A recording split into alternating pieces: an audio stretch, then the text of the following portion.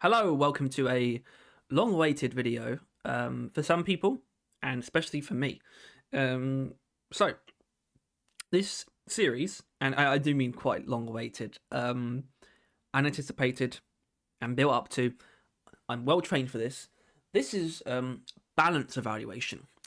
I know it's a lovely, flashy title, sure to grab attention. This is something we do from time to time, and although by time to time we do also mean on a contingent basis. We do it when there's an update. Obviously, the update to the game has to bring changes to the weapons because these tables that we've come up with that contain all of this weapon balance information. It's just about the weapons, it's about every weapon and then modifications and overclocks. Yes, there will be more videos like this in the future, and I can't say for certain, because I'm soloing this one. This is just me. The reason for that is, well, the current dynamic of how much either one of us has played the game or is playing the game. Tyler is not a DRAK player anymore. It's still, part of his soul, I guess, and he honestly might be more excited for roll call than I am, but he kind of has to be, given he kind of DRAK has just run its course for him. And the result of that is he's not played that much Season 5. I, however, have specifically played quite a bit of Season 5 and specifically played with the new overclocks, which, of course, the main star of this video. I do want to quickly check something, actually. Okay, so I just checked through all of the post-launch patches for Season 5 just to make sure there weren't any balance changes I missed, and there aren't, because I do have one lined up where the number has been removed so it can be, changed, which is for Neurolasso. There was something small in the Bolt Shark, but I don't think it's very impactful, and by not doing that, that allows me to take an approach to this video where this is exclusively primary weapons, because what this also is, in a way, is also a bit of an overclock review for all the new overclocks were added in Season 5. It's also a chance for me to take a look at these tables myself, which could bloat this video, because I might end up changing a lot of things. This is not going to be, I guarantee this is not just going to be the overclocks, or not just the new overclocks. There's probably going to be a lot of things that I end up changing. So we're just going to have to see how far I really go. But I'm at least going to contain it to the primaries, which means the next one really will be a secondary focused one, because obviously we're still operating under the assumption that Season 6 will bring new secondary overclocks, much like how Season 5 brought new primary overclocks. Obviously, when the time comes, in quite some time, that will eventually happen. And there'll be another entry in this series. There's a chance that that is done solo as well. We'll have to see where Tyler's at on the game. I think what can be expected, though, for certain is, or not, I can't guarantee it, but what's very likely to me is videos in this style for roll call when the time comes. It's unlikely that you'll see any of those this year, but certainly starting next year, once we've had the game for some time. Very exciting to think about. Anyway, I think the best thing to do now is to get on with this, because it's quite a lot to get through. Although when you think about it, really only 13 overclocks. But let's get into the balance evaluation of Season 5, drilling deeper. So obviously we start with the Warthog. Warthog's an easy one, in a way, because we start with what we have that's new is pump action. Bringing it up to a still very mediocre selection of 6 overclocks. Pump action is, though, it's strong. And also we have some other numbers here. Stunner being a 3, lightweight magazines being a 4, magnetic pellet alignment being a 3, cycle overload being a 3, mini shells being a 4. Well, what I should also do is briefly explain the rating system. So we rate every modification and overclock by 1 to 5 system. 1 is unusable, 2 is suboptimal, 3 is balanced, 4 is optimal, 5 is too strong. Really, what these are markers of priority, where anything that's in the 3 and 4 range is literally 0 priority for balancing. 1 is the only thing that is top priority, and 2 and 5 are probably justifies getting a look at. Although we do sort of say we're not concerned about 5s necessarily. too strong is pretty rare. There might be one in this video. We'll have to see how I feel when we get to it. But yeah, so balanced is kind of where you want to be. Suboptimal does not mean it inherently beats our balanced. It just means more often than not. Well, actually, that is kind of what it means. It means more often than not, this is going to be a better pick. Although there can be more than one optimal pick on a weapon, it just means they are better than an optimal upgrade or overclock can potentially have only one build, where a balanced overclock or upgrade is quite holistic and sort of draws on everything the weapon has going for it. And yeah, you kind of just get what the others mean. 2 is once again, that's like one that's really not bad, but also probably still deserves some attention. Of which there is very little bad on the Warthog. I'm just going to quickly look through what we've got here. 3 and 2 for tier 1, I can actually agree with that. Tier 2, that 1 out of 5 is choke, which is accuracy. And I actually think I agree with the other 2 quite wholeheartedly. It's ammo and damage, or ammo and pellet count, and also the one on the accuracy one makes sense. You really cannot justify taking accuracy on the Warthog over ammo or pellets, even with pump action, which, you know, increases the shot spread, but also increases damage massively. Really makes you think you might want choke. You kind of just don't. Anyway, tier 3, we've got another 2 on the magazine size, which, yeah, okay, I think I could probably get behind that. I think there is credence to taking probably at least one of these magazine sizes, but in the individual tiers, they don't beat out the other options. Tier 4 is very balanced, I agree with that. And actually, I think the same goes for Tier 5. I think Turret Whip is just far too strong to not be optimal, but minor adjustments is actually perfectly fine as well. And I think I agree with everything we got about the overclocks, except mini shells. Mini shells, of course, gives you a drastic ammo and magazine count increase and makes the thing like basically have no recoil either, but you lose a lot of damage and you lose your ability to stun. I would give this an easy 4. I might even lean a bit further if it was more like Lead Storm. Removing the Warthog's ability to stun is really punishing because it can no longer interrupt enemy attacks. I understand reducing stun chance. I especially understand reducing stun duration. I think you could tank its stun duration to literally nothing, so the only purpose it's serving is to interrupt attacks. But the fact that it loses stun is really punishing. I cannot call it optimal for that reason. I can absolutely call lightweight magazines optimal.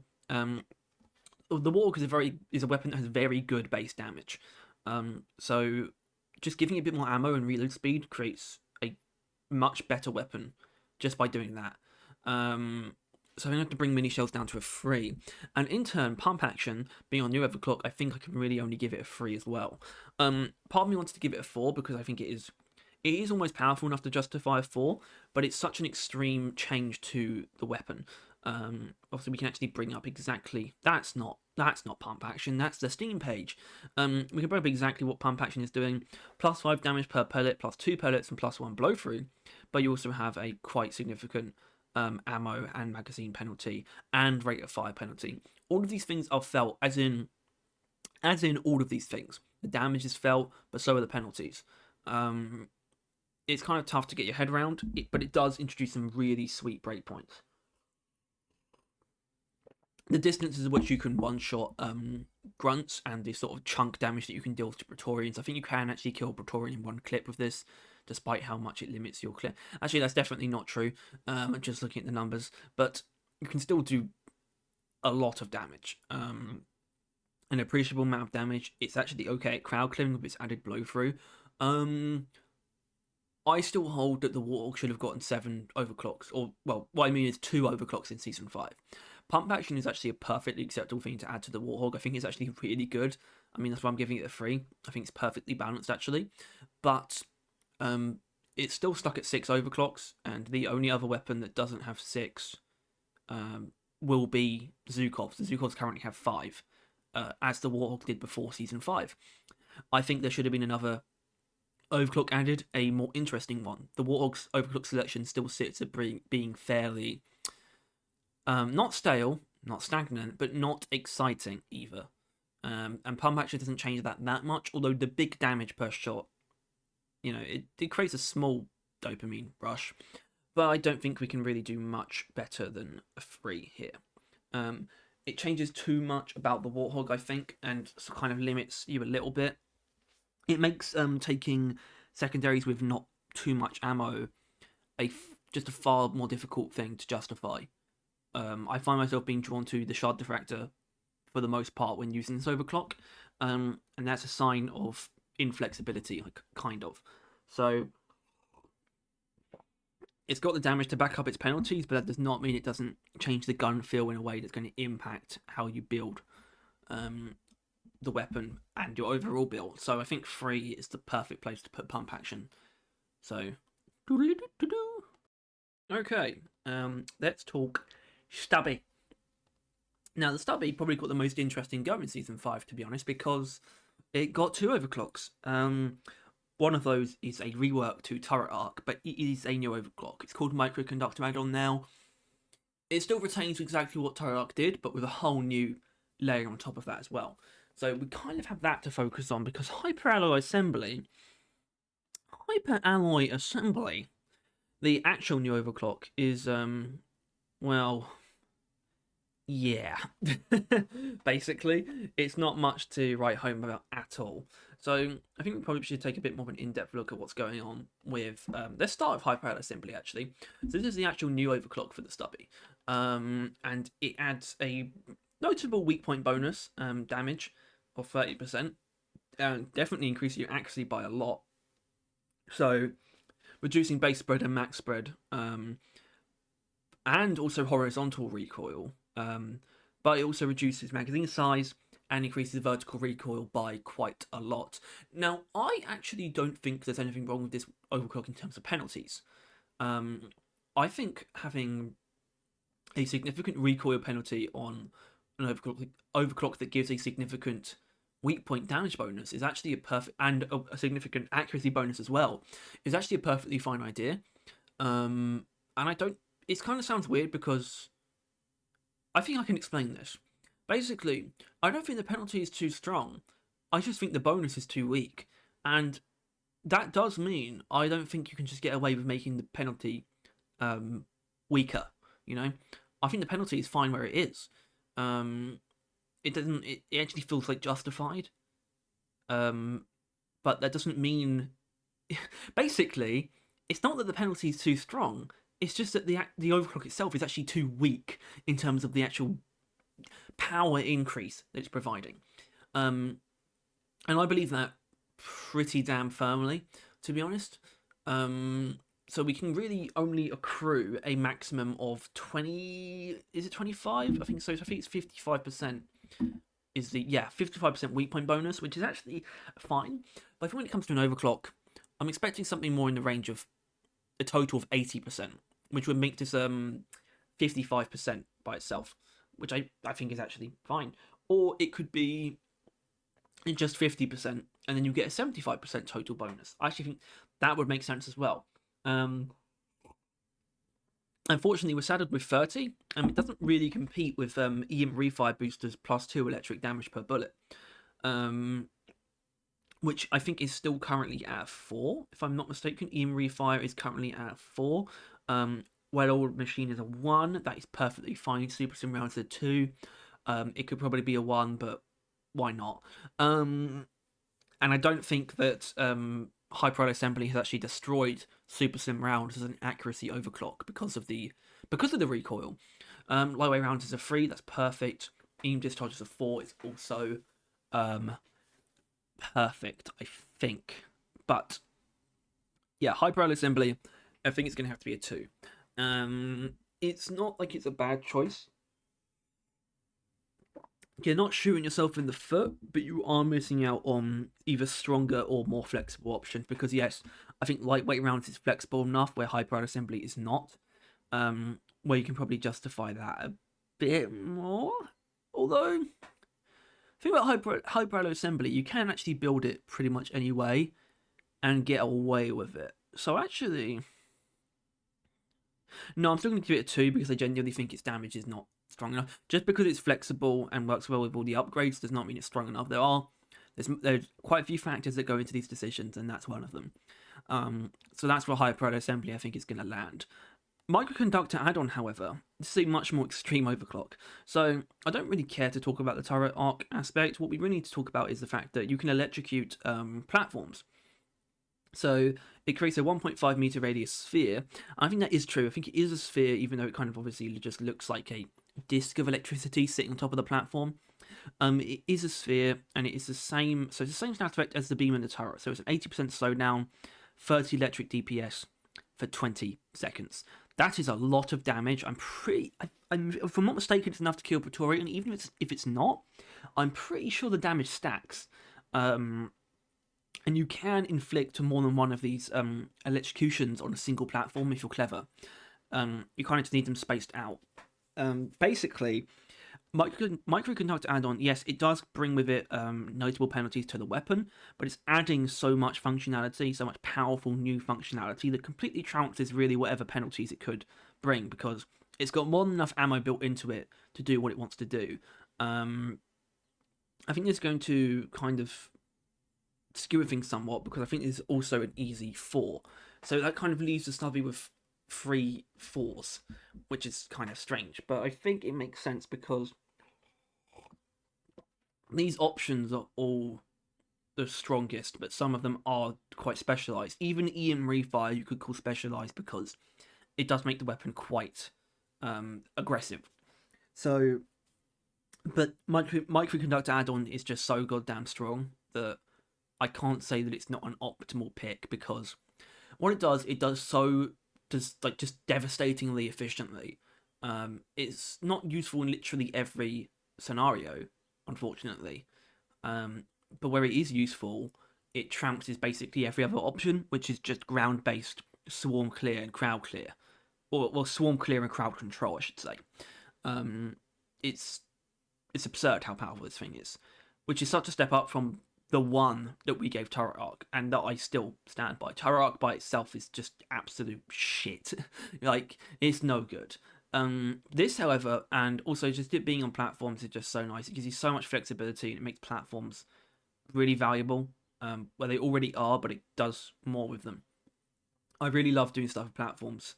So Plastic Caster is also a big sort of love of mine. But yeah, I think Microconductor add-on is going to end on a 4. I think that's how it's going to have to be. Cheese Grommet. So I'm looking at tier 4 as well. I'm actually surprised that we did this initially, but I actually agree with it now. I am thinking about tier 5 though. Turret Arc can definitely stay as a 4. But maybe magazine capacity tweak can go up to a 3. In fact, I'm going to do that because I've actually found that to be a really useful thing for hitting certain breakpoints, like killing a Praetorian in one clip. I mean, that is very significant. We've also got the 2 on the ammo mod in tier 1, but I know why we did that. That's because the electricity mod is in tier 1, which means it's the least likely you're going to take ammo in that tier, and damage is slightly more valuable in the Stubby than ammo.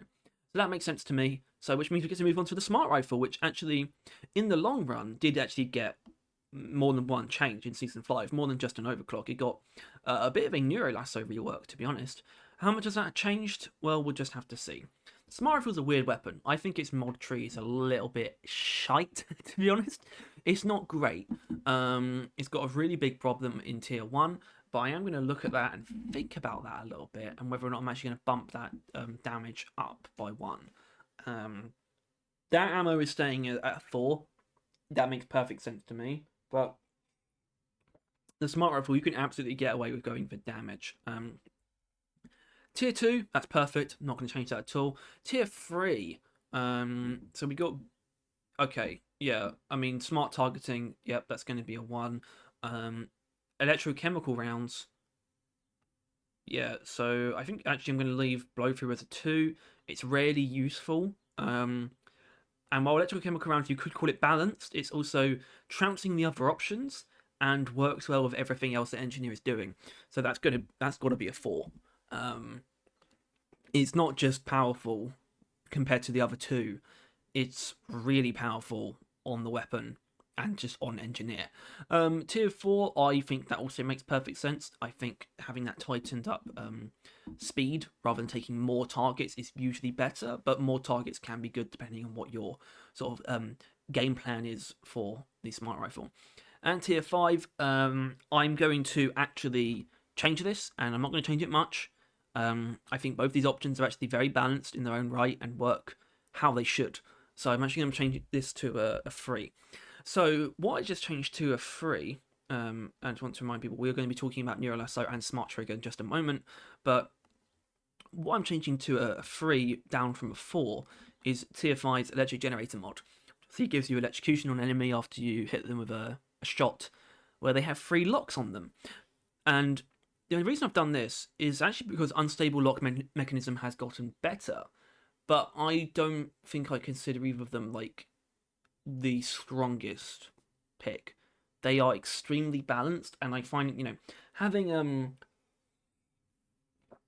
I don't consider overclocks the same as an upgrade tier. So overclocks we can absolutely have more than 1-4, but I think in a single tier of upgrades it's kind of difficult to have that. So I think it makes far more sense to treat these both as 3s. I'm comfortable having the fear still be a 2. I think that makes sense. I think the fear is very rarely good. The main time you want that crowd control, because you're not using direct damage on the smart rifle, which is what you're going to take these 2 for, is when you're using explosive chemical rounds. But explosive chemical rounds applies its own fear and gets a lot more out of using Electric Generator mod to set up enemies for damage bonuses from the Shard Diffractor. So that makes sense to me. But why I'm doing this and what I'm really doing is bringing these 2 to the same level. Because I think it's really unstable lock mechanism that's gotten better, but they still both have kind of the same amount of credence. It's not like Electric Generator mod doesn't benefit from Smart Trigger. So let's talk about Smart Trigger first. Smart Trigger is basically the dumb rifle idea. Except the dumb rifle idea didn't use the lock on, it just made the weapon automatic. But it basically makes it so you acquire locks and fire with insane speed. Because the lock acquisition speed has gone up so much, you fire automatically, but also your maximum locks has been completely tanked.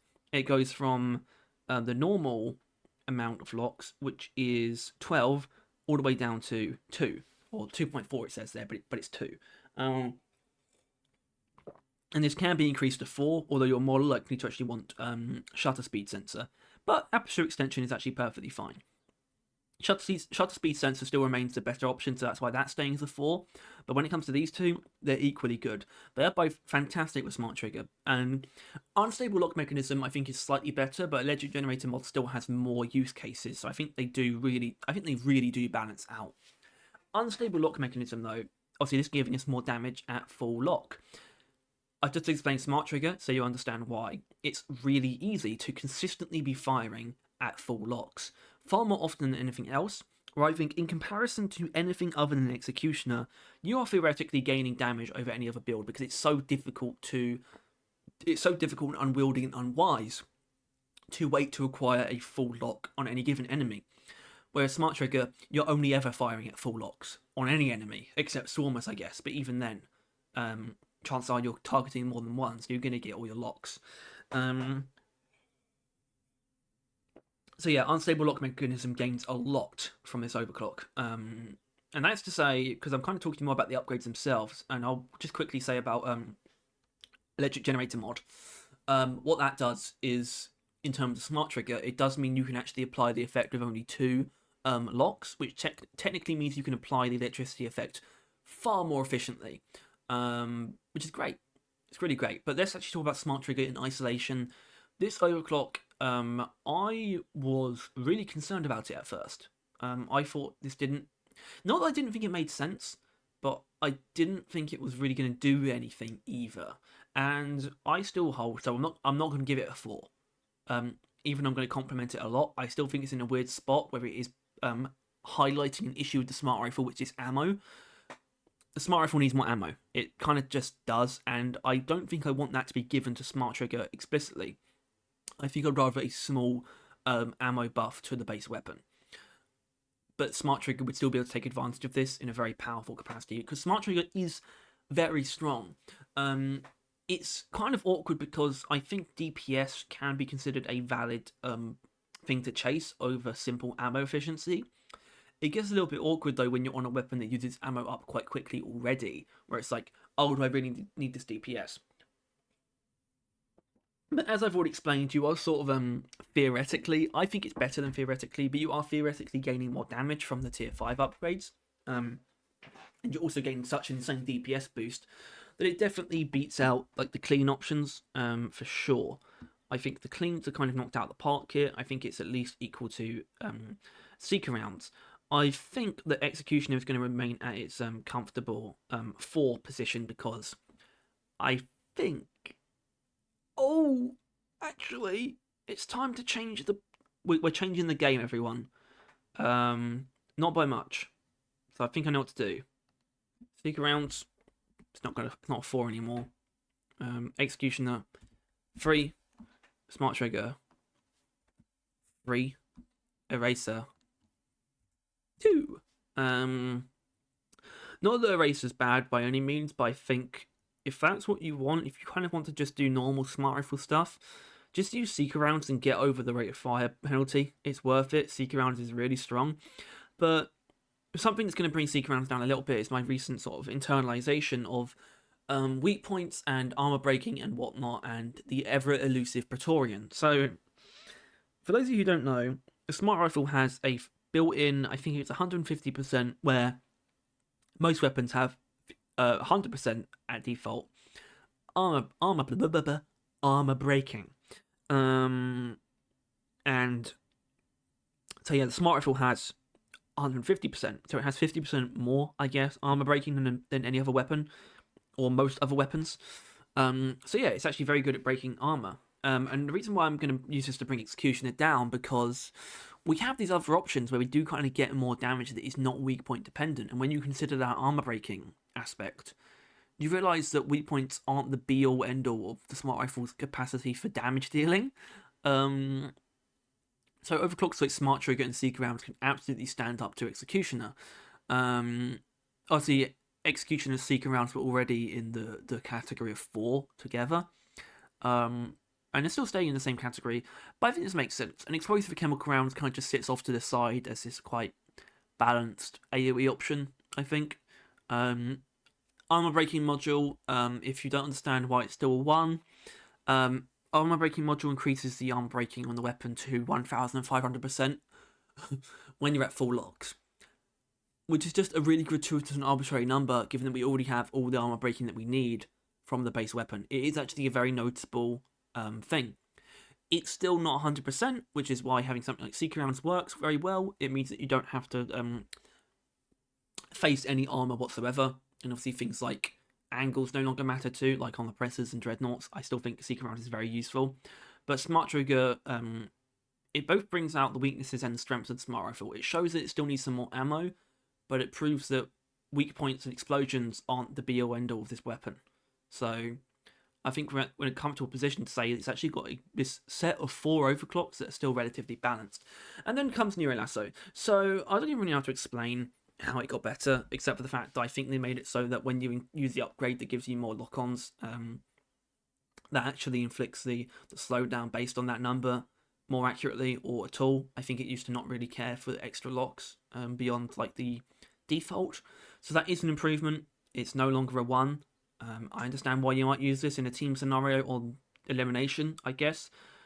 And I think the effects look kind of cool, but it's still very disappointing and just not particularly worth using overclock.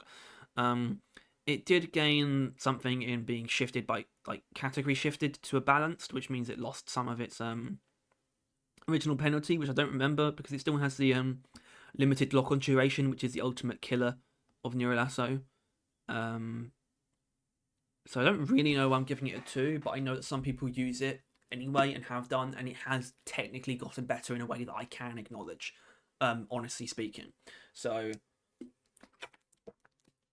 sure, Neo Lasso gets a 2, but I'm happy to give Smart Trigger a 3 and have it stand in this quite nice selection now of these 4 Smart Rifle overclocks that actually have standing amongst each other and are actually fairly equal.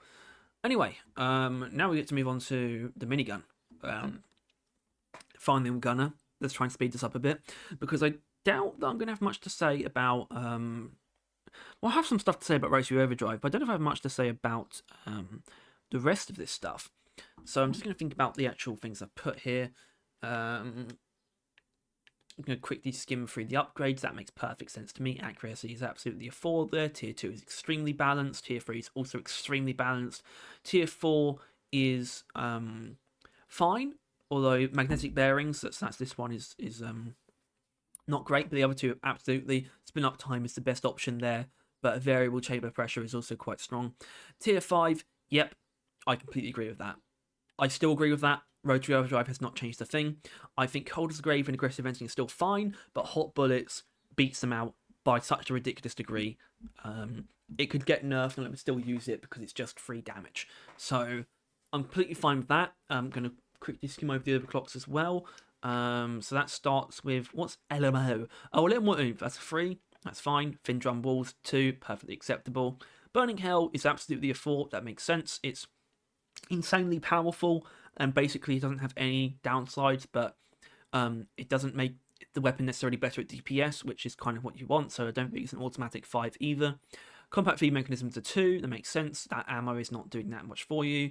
EV, exhaust vectoring, is a 3. Perfectly makes sense. Bullet hell is also a 3. Also makes sense. Very powerful. Crowd control. Auto aim overclock. Lead storms are 2. Fuck you, I'm not explaining that. Rotary overdrive. So rotary overdrive is the new one. And it is a balanced overclock that increases rate of fire and also gives you this new sort of a mechanic, which are basically, they're called quick chill charges, which you can use when you're above 50% heat. I think you need to be above 50% heat. Actually, no, you don't.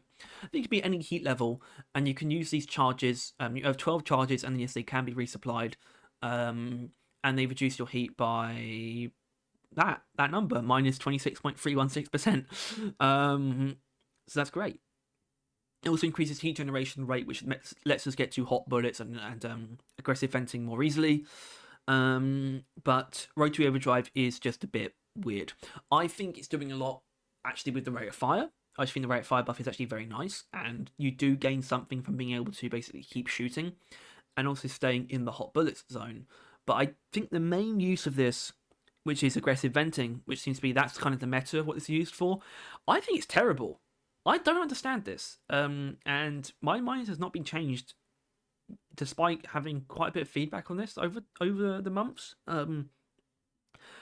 I don't think this is good with aggressive venting at all. I think aggressive venting is really just a good sort of safeguard for when you don't want to think about heat at all, because with hot bullets you still have to control your heat to stay in that zone.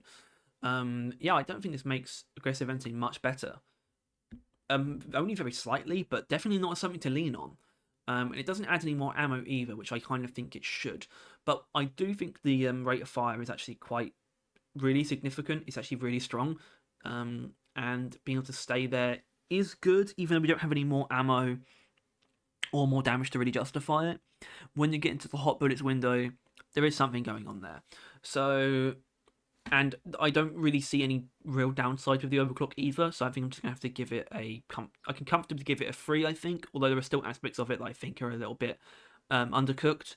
I really think it should have introduced a manual heat dump mechanic, essentially, because it is that, but on the DRAK, what manual heat dump does, it means that when you take that upgrade along with the aggressive venting overclock, you can manually overheat at all you need to do is be at 50% heat, and you can manually overheat, and that activates aggressive venting, a weaker form, yes, but you can still do that. If rotary overdrive did that, this is going straight to a 4. It's easily a 4, but it doesn't do that. So I'm just going to leave it at a 3, but a pretty comfortable 3, even if there are some elements of the overclock that I think are pretty underbaked. Anyway, let's talk Thunderhead. It's one of the more exciting ones. I think we're in sort of the most exciting zone as far as the new overclocks go, because we get to talk about mortar rounds. So once again, I think I like how I did this with the minigun. I'm going to quickly sort of blitz through the upgrades.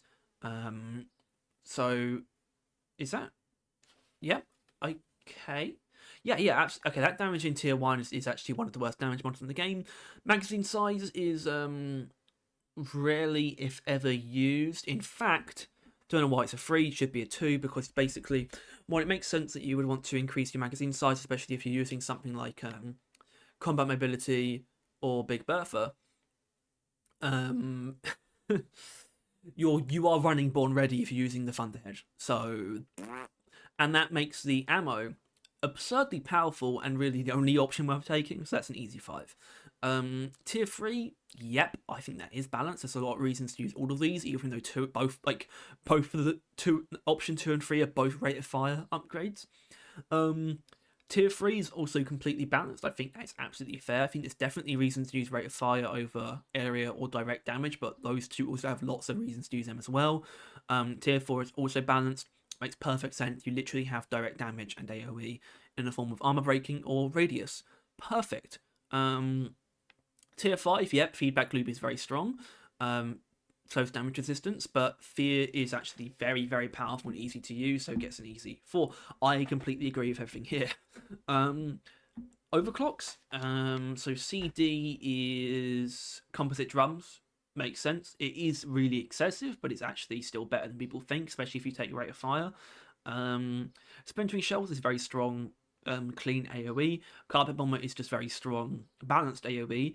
Combat ability is very balanced, sort of general utility / single target sort of kind of thing. I still agree with being 3. Bertha a 4 and Neurotoxin 4.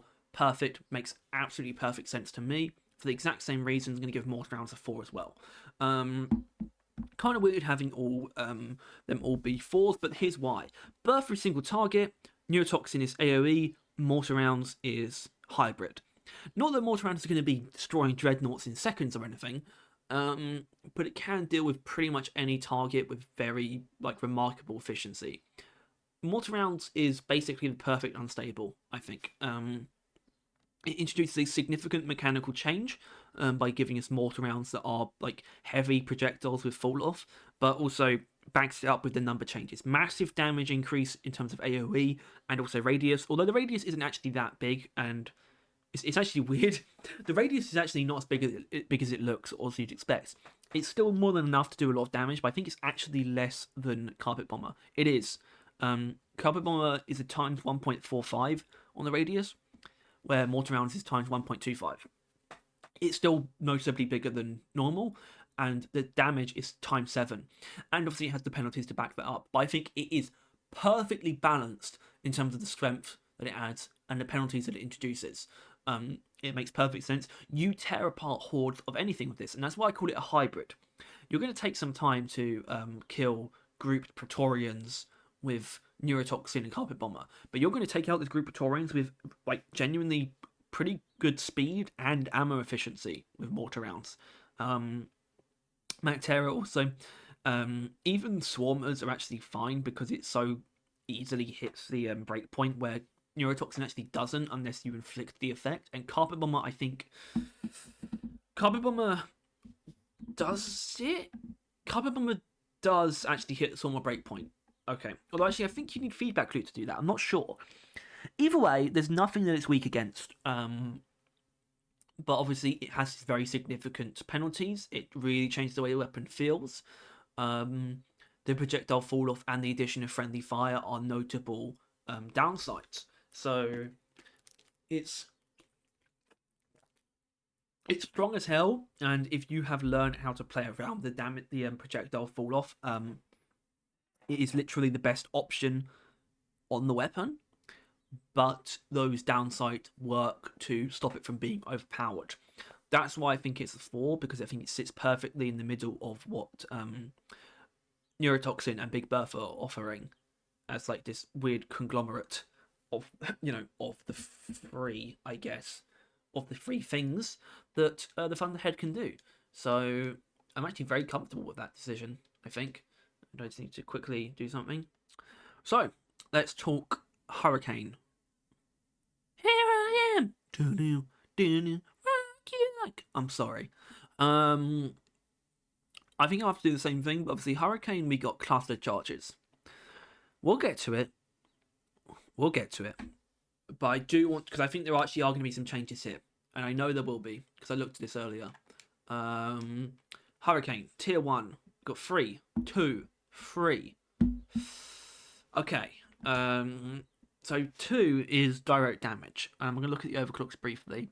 And I'm going to say, that's fair. I think this is actually pretty much probably really the only 2 that there's going to be.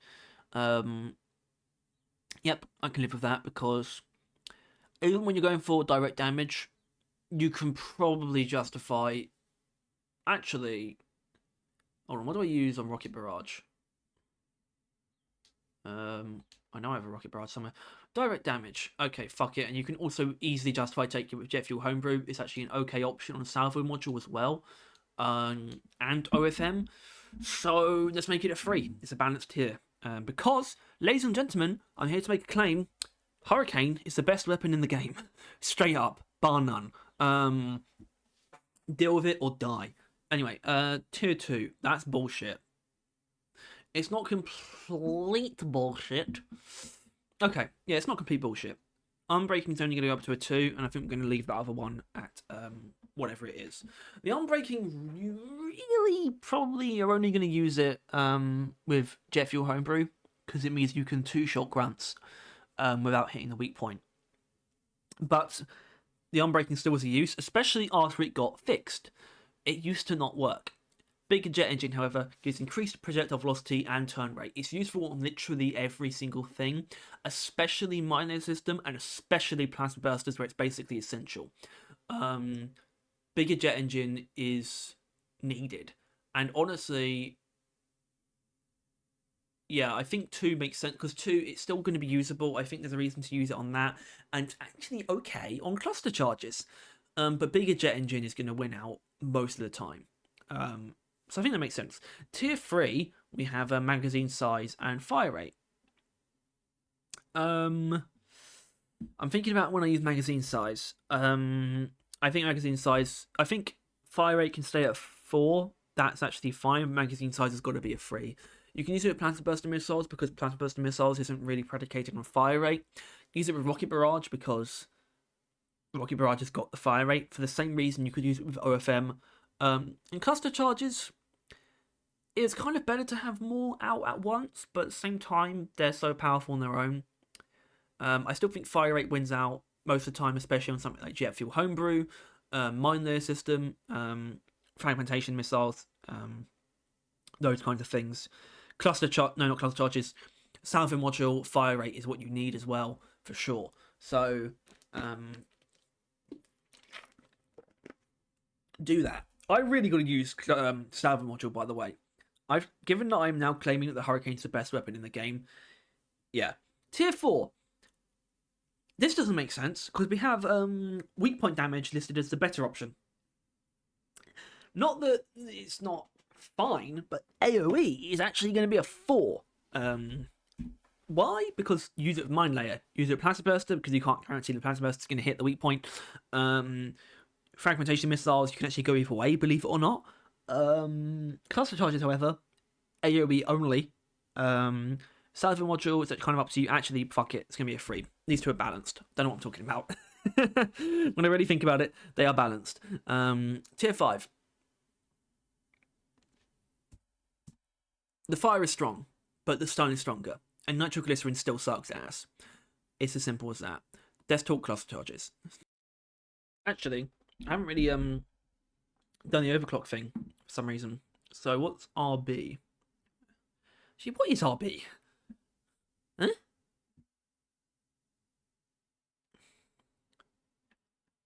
RB? Rocket Barrage. Oh, it's a 3. Yep. Okay, OFM. Also a 3, because it just plays nicely into the base Hurricane. You know, it's got no problems. Frag missiles. Oh, let's have a look. PBM Mines 3. Frag M's a 4.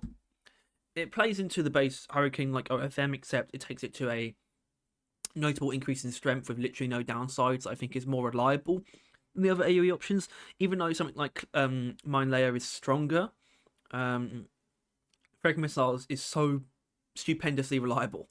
I think it's easy for me. Plasma bursters. I'm gonna leave them a 4 because I'm gonna leave it as a 4 because I think they are that good at single target, but they're not that good at AoE really. Actually, I'm gonna bring down to a 3. I know it sounds weird because of how efficient they are, but they also require you to kind of disable yourself. They're actually, in my opinion, quite bad against Mac Terror because they're quite bad against groups of ranged enemies because you kind of have to focus on one at a time. that you can't stun or disable the horde simultaneously, really, in any way. And yes, well, it is very efficient at single target damage. It's quite demanding in terms of how you play with it. Cluster Charges actually has a similar thing going on, but we'll get to it. Mine's free. That's fine. I think that's actually perfectly fine. Jeffrey Homebrew is also a free. It's very strong single target, but it's probably where it should be. Salvo Module is a bit of a hybrid. I don't really have too much to say about it anyway. I need to use it a bit more. Cluster Charges is getting 4. I almost wanted to give it a 5. Obviously, Cluster Charges basically makes it so it's basically a reload overclock, which I think is actually really neat. So whenever you reload, your in-flight rockets will detonate into clusters. Big penalties to ammo, magazine size, and flight speed. It does, however, actually double your direct and AoE damage, but this is kind of an arbitrary buff because you get more AoE damage out of having them detonate, which is obviously far more effective when it comes to dealing with groups of enemies. But I'm pretty sure it also just feels more effective at dealing with single targets anyway. Cluster Charges is fantastic. It is the most efficient way to deal with grouped enemies in the game, pretty much, especially with fire, but also with stun. It's fantastic against swarmers, where I don't think Mine Layer really is, but it's also really strong single target against ground-based enemies. Something like Oppressors, not too much, but Praetorians and Dreadnoughts and whatnot, perfectly strong. And it's still fine against Mactera, especially if they're grouped up quite a bit. So it's not really weak against anything. It's stronger against some things than it is against others, and their penalties are pretty significant, but it's stupendously efficient, and feels really good to use. And you're not really punished if you fail to detonate your Cluster Charges anyway. And it is quite intuitive to use as well. I don't think it's difficult to use. Sometimes I feel like there's a penalty in an overclock where it's just kind of a bit clunky. I think you can actually say it about Plasma Bursters, to be honest, but not about Cluster Charges. I think Cluster Charges is as demanding to use as it should be. So I'm really comfortable giving it a 4. It is stupidly powerful. I think if it didn't get nerfed at all, it probably could have been a 5. But it's also not like a omni tool either. It's not good against. It's not incredible against literally everything all the time. Especially context dependent. Certain scenarios can make you sort of crumble a little bit with this overclock. But it is very strong. It's very, very strong. And that trend is continued by the Flamethrower, because the Flamethrower, yeah, I mean, I'm going to have to do the same thing, I think. It shouldn't take long, although there might be some things I disagree with here. Let's do it. Okay. Tier 1, 3 and 3. Yep, that's fine.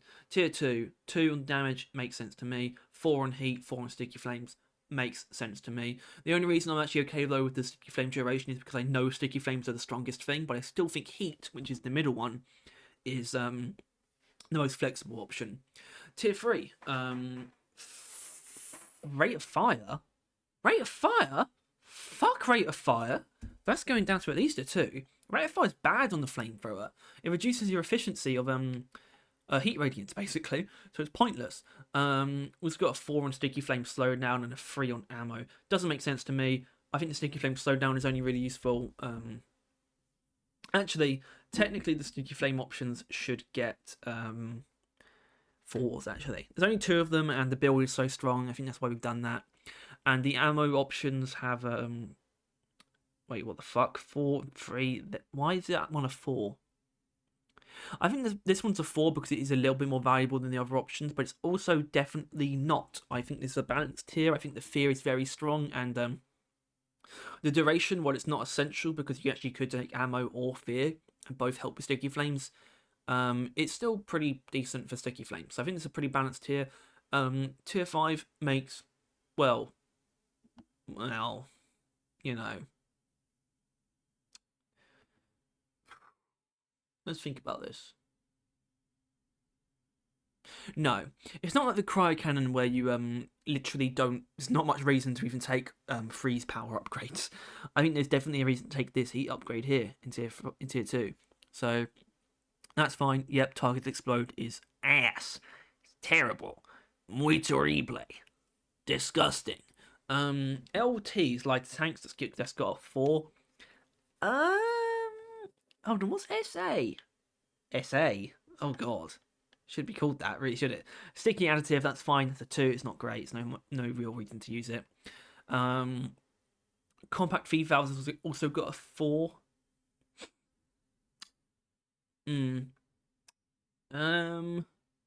No, I don't think. No.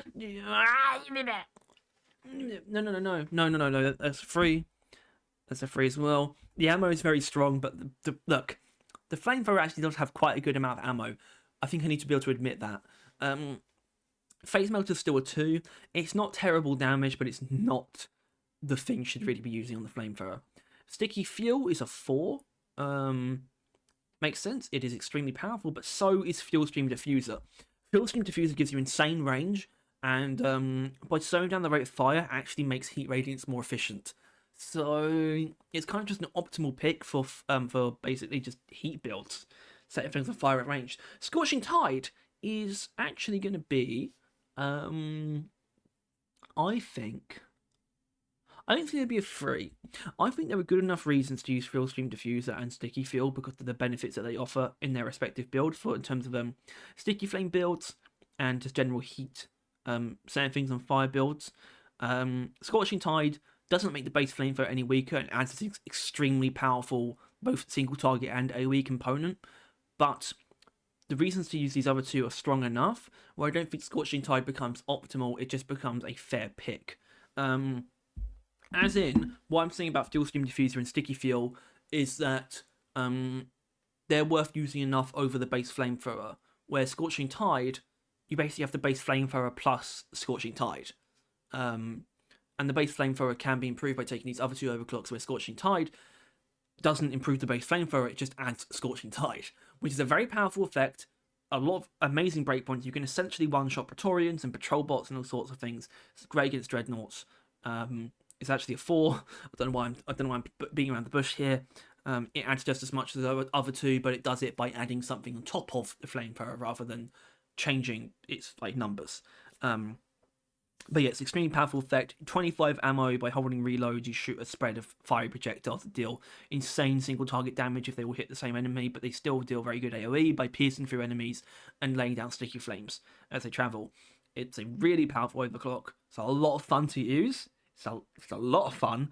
And it's optimal because it just adds something really powerful on top of base flamethrower, which is just a very efficient crowd clearing tool.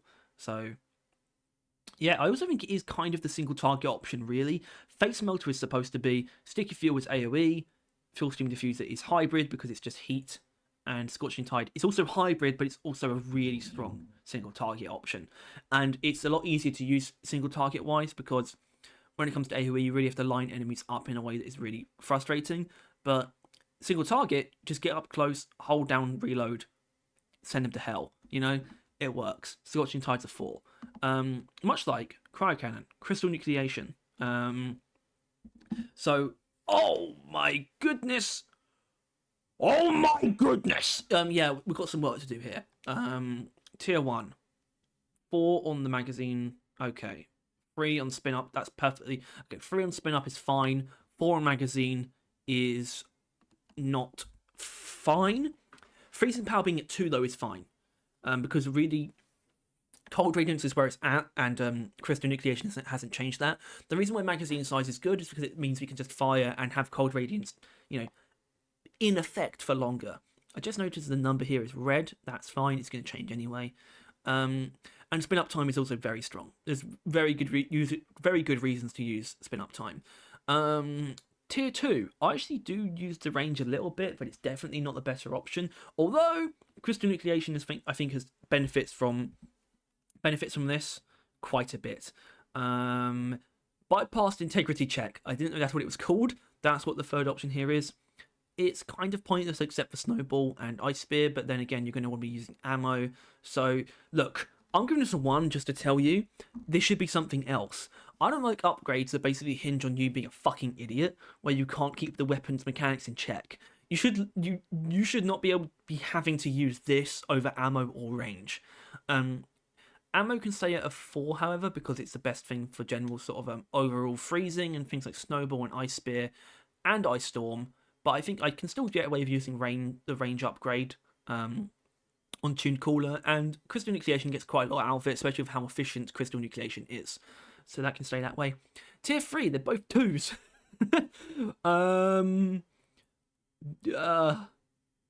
That's fine. That's fine. I think this one is slightly better, but it's still completely negligible. This is Rate of Fire, but that's still okay because that actually works with Ice Storm. So they're both kind of negligible, but okay, that's fine. It's weird, but it's fine. Tier 4. This has changed a lot. I think the coldness tier can actually potentially stay as a 3. The ammo is absolutely not staying as a 5. It's going to be a 4 because it's a really big ammo buff. In fact, I'm pretty sure I do use this one with Crystal Nucleation. Actually, do I? Wait, was that Crystal Nucleation? Okay, it was. Well, Crystal Nucleation is so like stupendously flexible. I actually have one for all 3 because it's actually such a good overclock. But damage, well, first of all, Ice Storm's good, so that's something we're going to be amending in a moment. But it also affects Crystal Nucleation. And I think for those reasons, because obviously we don't need freezing power for a lot of things. Very often we're just relying on cold radiance anyway, I think. But this damage here is actually kind of used sometimes, like properly. If you're using Ice Storm, you're using it. Crystal Nucleation, there's actually a benefit there. And I think for those reasons, I'm going to give it... Actually, I think what I feel a bit more comfortable with is actually giving both of... No, yeah, probably this. There are reasons to use both of them, and in the case of the damage, they are quite specific, but the ammo wins out more often than not, so it's going to stay as the optimal 4. Tier 5. Cold Radiance is absolutely a 5. It is stronger than Heat Radiance. Fragile, however, is stronger than Targets Explode, so I'm going to give it at least a 2. Still red, it shouldn't be red. Yeah, Targets Explode gets a 2. Okay, overclocks. ITE is improved thermal efficiency. Yep, that's very strong. Tune Cooler is a 4. No, actually, Tune Cooler, yes, it does increase freezing power, but it also increases flow rate. So it's going to be the same as ITE, which is a really good way to just utilize Cold Radiance. ITE. FRE, flow rate expansion. Absolutely not. That shit's a 1. Fuck flow rate expansion. Stupid overclock. All it does is increase float rate. That's it. All it does is increase flow rate. It's stupid. Ice Spear's a 3. Well, okay.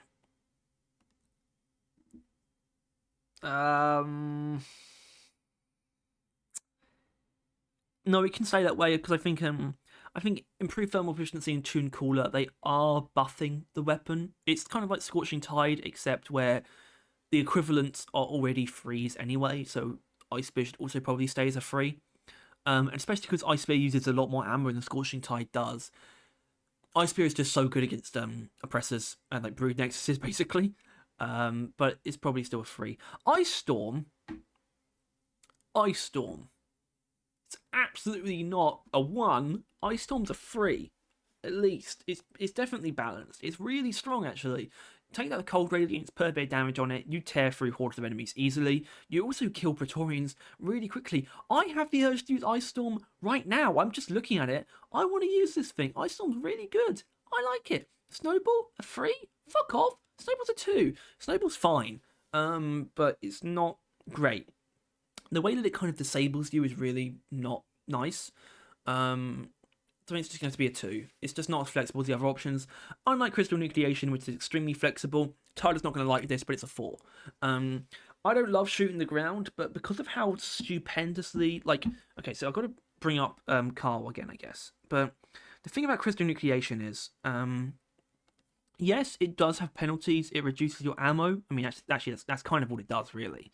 Yeah, it kind of, all it really does is actually decrease ammo, but it's so efficient that you can still justify just blasting Mactera with the base freeze ray, and that's fine because it's so efficient against ground-based enemies, because it adds damage over time to the cryo cannon. I do think it's the best overclock on the weapon. I do think it's probably the strongest overall. It can do the most. It's insanely flexible. It's still not a 5 though, because it does limit your playstyle to shooting the floor. Obviously, I explained that not entirely, because it's so efficient you can still justify shooting the flying enemies, but it's not so efficient that if you do try and use it to kill everything, you will run out of ammo quicker than with a ITE, for example. So it's going to sit at pretty at a 4. Yes, it's strong, but it's also not the most fun thing in the world to use. And it does have a significant playstyle limitation, so it's going to be a 4, I think. A comfortable 4, though. Anyway, Sludge Pump. I am assuming not much is going to change about the upgrades and overclocks we got here, because it's the Sludge Pump. They're very quickly blitz through this. Tier 1 is completely balanced. I agree with that entirely. So is Tier 2. Do I agree with that? Yes, I do. Tier 3. Yep, that makes sense, actually. Super Saturation is actually a good upgrade that I kind of overlook. I think it should at least be a 3, so that's fine. Tier 4. Okay, no, because Combustive Boom... Combustive Boomix... Yeah, Combustive Boomix has... You probably should use Spillback Extension more so I think they do probably balance out at this point. And Tier 5, yep, they are absolutely balanced. Hydrogen Ion Additive, yep, that should be a 4. AG Mix is a 3. It's a little bit weird because we've got Volatile Impact Mixture as a 3 as well. D, who's D? Disperser Compound, 4. Yep, that's correct. Good Bomber Special is a 3. It shouldn't be. Good Bomber Special is not very flexible and it's very niche. It should be a 2. That makes me feel a little bit better at AG Mix being a 3. Sludge Blast is also a 3. I'll just have to live with that. I can't change that. I'll get crucified. That's fine. Combustive Goo Mix. I've said so much about this overclock. Basically, so that your goo explodes when set on fire, and the same happens when a gooed enemy is set on fire as well, or when an on fire enemy is gooed, then they explode as well. And that also introduces dousage, where if the fire on the enemy, whether you ignite them to cause the explosion or you goo them to cause the explosion, the fire will go out as soon as the explosion occurs. It is very strong, but it's also insanely overkill. It's insanely overkill and extremely build limiting, which is why I was going to get an automatic 2. As strong as it is, it limits your build in such an insane... You literally have to use the EPC with a specific tier 5 upgrade, and I cannot really allow that. I cannot call that balanced. That is suboptimal because of how much it limits your options.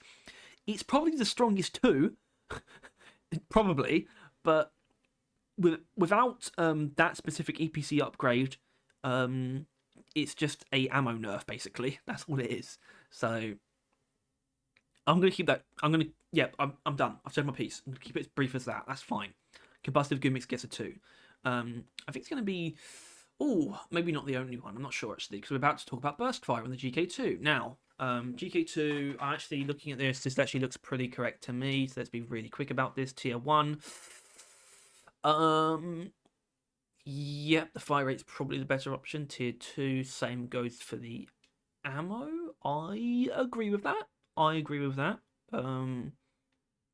Tier 3, yep, that makes sense. It's actually a very good magazine size. I'm actually very proud that it can stand up to a recoil upgrade. Tier 4, yep, very balanced. And so is Tier 5. I agree with all this. What's that? What's CA? Compact ammo, that's fine. It's not really worth using. Gas rerouting, although that rate of fire is really nice, I understand that. H-Brew, get a little bit of extra damage. OFM is actually what it's called. OFM? Oh, Overclocked Firing Mechanism. Yep, that's definitely a 3. Bullets of Mercy is also a 3. That makes sense to me.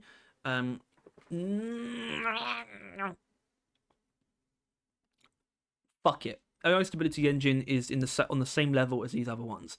Gas rerouting, you're dropping to a 2. You should just use OFM. Gas rerouting, the cleans are fine on this weapon. H-Brew is at least getting a 3 because it adds damage. But AI Stability Engine also adds damage, but in a quite specific way.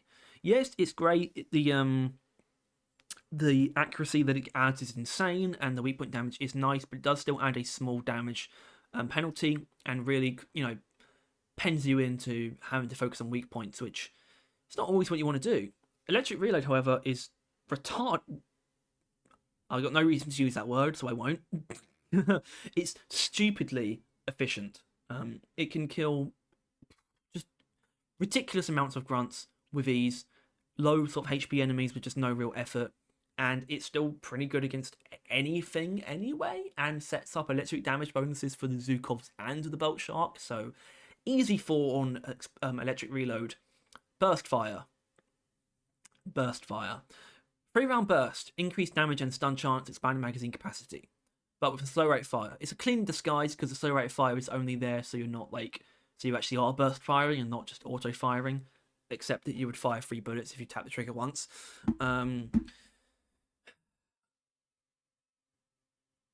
It's getting a 3. I could have given it a 2. I know some people would say it's suboptimal, like you just shouldn't really use it. Fuck.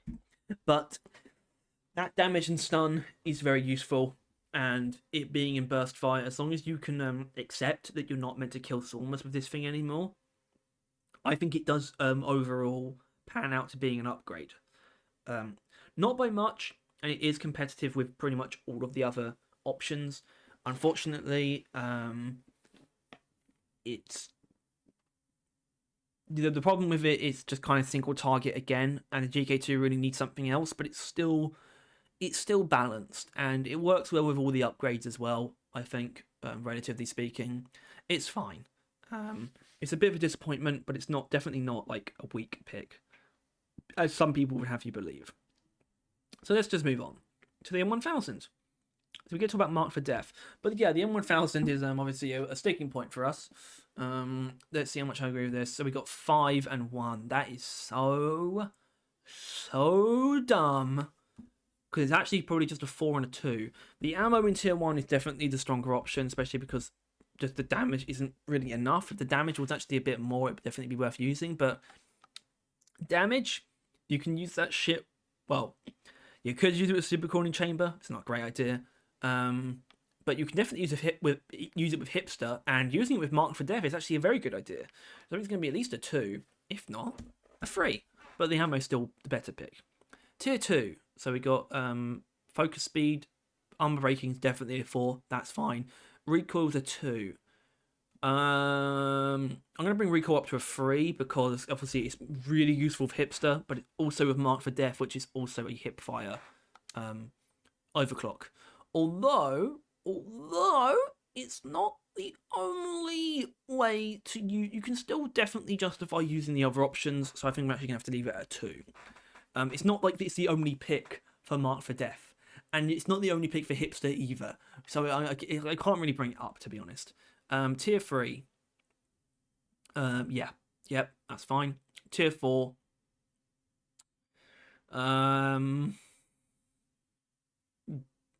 Yes. Yep, that's fine. Tier 5. That one, yes. That one, I think so. Killing Machine is definitely going to be a 3, though.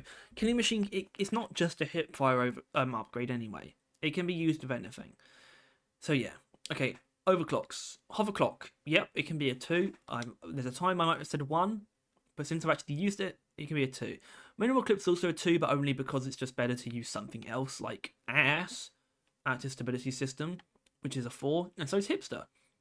With electrocuting focus shots at 3, and Super Cooling Chamber at a 2, that's disrespectful. Super Cooling Chamber's a 3. I know it's crazy and unstable, and like probably not actually that good on paper, like or just mathematically speaking, but it's fun to do big damage. Marked for Death. Basically, Marked for Death converts your focus shots into tracking darts that make enemies take 155% more damage, I think. But it also makes it so your focus shot costs 3 ammo and doesn't do any damage. But you also focus much quicker. It's a really great hipfire overclock because you just shoot enemy once with your focus shot and then hipfire into them. Unfortunately, it decreases clip size, and I have a big problem with this. That's the one thing it shouldn't do. It's obviously a hipfire overclock when you're playing solo, so it shouldn't decrease your magazine size because it forces you to increase your magazine size. Not that you're not going to do that anyway. I can acknowledge that, but still, it'd be nice if I didn't have to. So yeah, but I do find it to be consistently the most tempting pick for me on the M1000. It's amazing against bosses. It's amazing against just taking down. Obviously, in my balancing the new overclocks from season 5, I had an incredible idea for Mark for Death, but I know it's not going to happen. There are things I would change about it. It's not perfect, but I think it is balanced. It works well with upgrades, especially because you can't use precision terror with it, but because you're never going to kill something with a focus shot. But you can stun things, so stun is very tempting. But killing machine also works.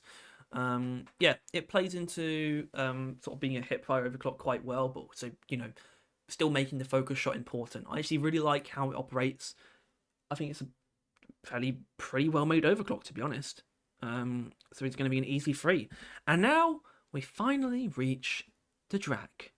So I'm going to be pretty quick in terms of actually I can't be. The DRAK's going to be a bit of a project, and thank God it's the last weapon because of that. Okay, so tier 1. Okay, that's fine. Tier 1's fine. Tier 2. Let me think about that quickly. Okay, tier 2's fine. Ammo is probably more useful most of the time. Tier 3.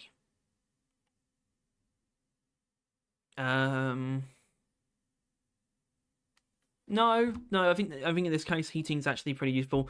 Every fucking overclock on this thing makes you heat up faster, so yeah. Tier 4. Right. Okay. I need to think about this quite intensely.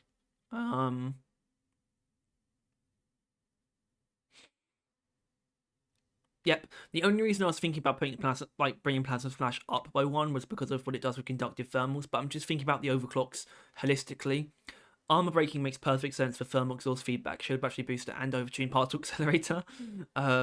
Electricity is actually not used as much as you'd think, but you can use it. Yeah. Okay. Freeze across the board. Tier 5 is the same, although these two are fucking weirdos. They are fucking weird tier 5s. Given that there's an overclock that makes it so you shouldn't take either of them. Oh well. Overclocks. TLC, fine. No one's ever going to use it. Aggressive fencing, absolutely going to be a 4. Rewiring mod being a 3 is fine. It's weird but good. ID. What's ID? Impact deflection, 4. I don't know about 4. I'm going to make Impact Deflection 3. I think Aggressive Fencing is definitely better. Impact Deflection is very, very flexible, but balanced. So I'm actually going to give that one a 3. OPA is a 2. I don't know what we've got into our heads there. OPA is not good anymore. It hasn't been for a while. It's really good against frozen enemies, but only because they don't move. This thing is so inaccurate, it's stupid. Shield Battery Booster, though, is definitely a 4. That's a single target, and so is TEF. They're both very good single target options. TEF, however, I'm going to give it a 3. I personally think it's a 4 because I know how to control my heat levels, but it's not consistent single target damage. It's got no real downsides apart from the heat increase, but you need that to get to the fire damage anyway. But it is hard to control, and it's not a consistent bonus, damage bonus anyway. So I understand why Shield Battery Booster is a more attractive pick. Conductive thermals, however, well, here's a 4, if I've ever seen one. Conductive thermals is so batshit insane. I fucking love this overclock. And if you don't love it, that's fine. You just need to understand that you're not going to make it very far with that mindset. It's ridiculous how fun and how good and how much variety this overclock brings. It's not a 5 because it is quite niche in terms of how you actually use it. It's not a simple playstyle, I can acknowledge that, but it's still strong enough and varied enough to be a 4. So yeah, it increases so it inflicts 2 stacking debuffs basically. One of them decreases fire, frost, and electric resistances by 5% per stack, as you can see, which make enemies take more damage from fire, ice, and electricity. And the other multiplies their ignite, douse, and freeze temperatures and unfreeze temperatures by ridiculous amounts, meaning that it's insanely easy to set enemies on fire and to freeze them and to temp shock them. and to basically stay on fire for ages and stay frozen for ages as well. This works insanely well with options on all 3 of Scout's secondaries, and even on the DRAK itself because of how Plasma Splash works. So why is it not a 5? Purely playstyle reasons. Because you can use this thing with Plasma Splash and you get a really powerful AoE tool. It also makes it so that your boomstick with White Phosphorus is an insane single target monster. Same goes for your Bolt Shark with Taser Bolts, and you can freeze this shit out of things with the Bolt Shark or with the Zukovs. It's crazy. It's a ridiculously powerful overclock. I just cannot give it a 5 because that playstyle limitation is too extreme, basically. If you think it's a 5, I might actually be tempted to agree with you, but I kind of have to stop there. I'm going to quickly, actually, just for shits and giggles, see about the boomstick, because it does so much for that White Phosphorus upgrade. But White Phosphorus is already a 5, so let's not touch that. Bolt Shark, Taser Bolts, they're all 3s, that's fine. It has made them stronger, but I think they were in a bit of a weird spot before this anyway. So yeah, that's everything. So let's go through now the overclocks themselves. Just make sure I agree with myself. So starting with not starting with that. We're starting with the Warthog. Pump Action a 3. Yep. Stubby. Microconductor add-on as a 4 makes sense. High Priority Assembly is a 2 makes sense. Smart Rifle, Smart Trigger is a 3. I agree with that. Minigun, Rotary Overdrive is a 3. I just about agree. Thunderhead, Mortar Rounds is a 4. Perfect. Hurricane, Cluster Charge is a 4. Perfect. Crisper, Scorching Tide is a 4. Makes sense to me. Crystal Nucleation is a 4. Makes sense to me. Combustive Gimmicks is a 2. Weird, but I agree. GK2, Burst Fire is a 3. Yep, that's where it should be. M1000, Mark for Death is a 3. You know, I think that works for me. And Conductive Thermal as well. It's going to just have to be a 4, isn't it, really? It can't really go up, and it definitely can't come down. Thanks for watching. Yeah, so that was Season 5 Balance Evaluated. I really hope you enjoyed. I definitely enjoyed this, even though it's brought my voice out quite a bit. So, first of all, yeah, I hope you enjoyed. But obviously, if you have any feedback, please leave it in the comments. I would love to. I would actually be willing to do a follow-up if it's got enough feedback. And I do apologise it took this long. So, in terms of why it took so long, I think it's kind of just about ruminating on what's a good video to do as a pair with me and Tyler. Not every video is, but unfortunately, the chance of me doing something on Saturday where it's just me is not really how I want to do things. So, and it was difficult to justify doing this video because I didn't feel great about doing it because I knew that Tyler wouldn't be able to contribute that much, and that's just the way it was. So it was difficult to. I always wanted to do it, but it was difficult to just buckle down and do it because I didn't really want to make him do it. So now, though, I have an opportunity to do a video on Tuesday that isn't an overclock showcase, because I don't have one for this week, I can do this now, and I've done it, and I think I did the best I can. I'm pretty much as informed about these overclocks as I'm ever going to be. And I could just say in general, I think there's a lot of room for weapon balancing in Deep Rock, but I think Season 5 still proved that they've got it in them to make some really good overclocks. And I hope that carries over to Season 6 when we, realistically speaking, do get new secondary overclocks. I think that's kind of just guaranteed. I imagine sensibilities will carry over. If not, they'll be better after they've had some practice with new weapons and stuff in Rogue Core. So yeah, lots to look forward to in terms of Deep Rock. It's not all super close by, but obviously we've got a trailer coming soon for Rogue Core. And the game itself launching later this year. So until then, and until Saturday with our last podcast and before I go on holiday, thank you for watching as always. If you enjoyed this, please make sure to like and subscribe if you want to see more stuff like this and you want to stay on top of everything to do with Deep Rock and Rogue Core.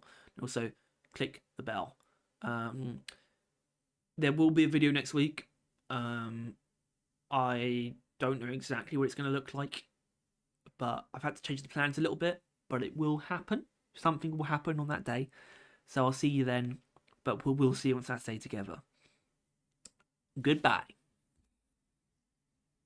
I said goodbye.